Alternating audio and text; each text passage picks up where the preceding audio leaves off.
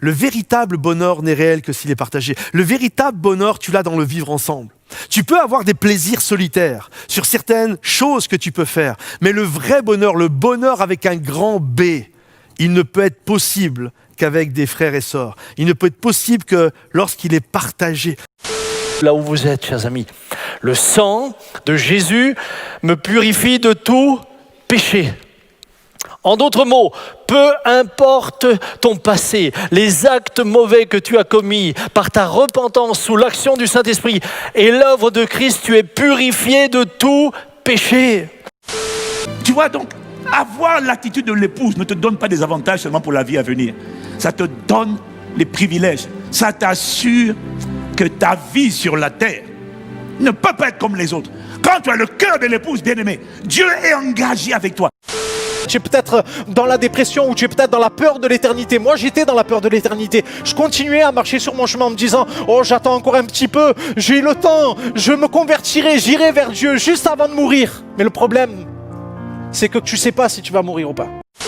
Je veux que tu redécouvres ce que j'ai pour toi. Je veux que mon fils soit le centre et la pierre angulaire. Je veux pas d'église qui fasse le buzz et je suis pour le digital. Je suis pour l'internet. Mais ce n'est pas ça qui sauvera le monde. Ce qui sauve le monde, c'est l'évangile de Christ prêché par une église puissante qui n'a pas peur de dire la vérité.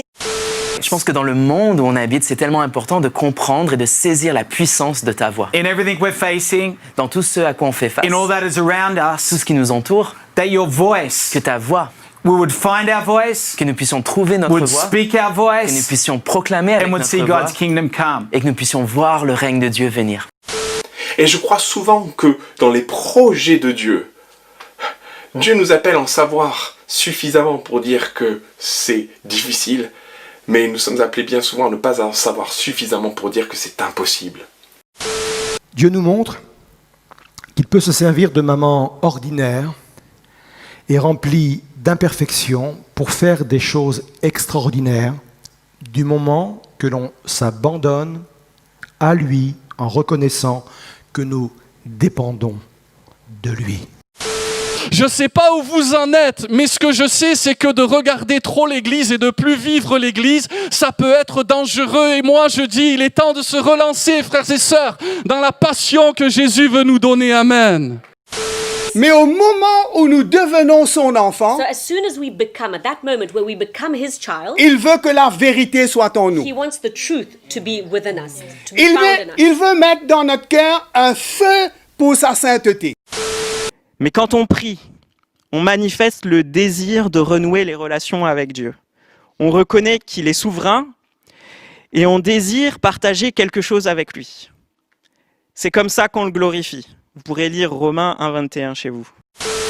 Une visitation divine sort systématiquement une famille de l'anonymat, de l'esclavage, de beaucoup de liens et de beaucoup de blocages. Je déclare qu'il en soit ainsi dans ta vie, dans le puissant et précieux nom de Jésus. On devrait être plus concerné par dire, Seigneur, est-ce que je marche selon ta parole que tu m'as déjà révélée? On devrait être beaucoup plus concerné par ça que la portion de la volonté de Dieu pour nos vies qu'on ne connaît pas. Ce qu'on ne connaît pas appartient à Dieu, mais ce qui est révélé appartient à nous. Je ne sais pas ce que je ferai demain, je ne sais pas où j'irai, mais je veux faire si c'est le Seigneur me conduit et me dirige dans ce domaine. S'il ne me conduit pas, je préfère attendre que le Seigneur me donne sa direction pour aller dans le chemin qu'il a tracé pour nous. Le temps de grâce, il existe. Mais ce temps de grâce va aussi disparaître. Et j'aimerais le dire.